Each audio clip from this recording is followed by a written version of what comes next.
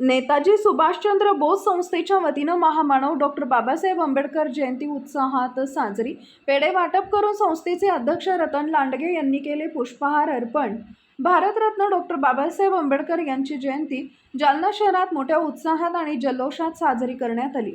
येथील नेताजी सुभाषचंद्र बोस सेवाभावी संस्थेच्या वतीनं शहरातील मस्तगड परिसरातील डॉक्टर बाबासाहेब आंबेडकर यांच्या पुतळ्यास पुष्पहार अर्पण करून विनम्र अभिवादन करण्यात आले। संस्थेचे अध्यक्ष रतन आसाराम लांडगे यांनी आपल्या संपूर्ण परिवारासह उपस्थित राहून बाबासाहेबांच्या प्रतिमेला व पुतळ्यास अभिवादन केले। यावेळी जयंतीचा आनंद व्यक्त करण्यासाठी परिसरात मोठ्या प्रमाणात पेढे वाटप करण्यात आले। नागरिकांच्या उपस्थितीमुळे आणि जय भीमच्या घोषणेमुळे मस्तगड परिसर दुमदुमून गेला होता।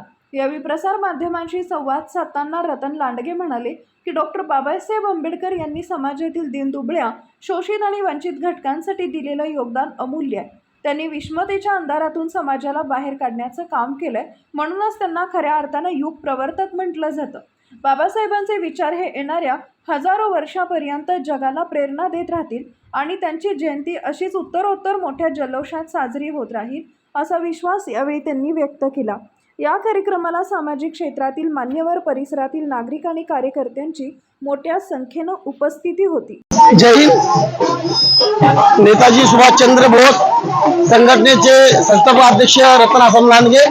मी आज दिनांक 14 एप्रिल आज महामानव डॉक्टर बाबासाहेब आंबेडकर यांची 135वी जयंती आम्ही आज सर्व परिवारानं, मित्रमंडळांनी आम्ही आज साजरी केली आहे। आज आम्ही पेढे वाटून ही जयंती साजरी केली, पुष्पहार देऊन सगळे अभिवादन केले आणि डॉक्टर बाबासाहेब आंबेडकर आज जालन्यामध्येच नाही, पुन्हा भारतामध्ये आज मोठ्या प्रमाणात त्यांची लाखोच्या संख्येने मोठी जयंती आहे आणि ही जयंती परंपरा जी अजून चालत राहणार आहे। काही युग वर्ष लोक बाबासाहेबांचं आमच्या नावावर आधार आहे।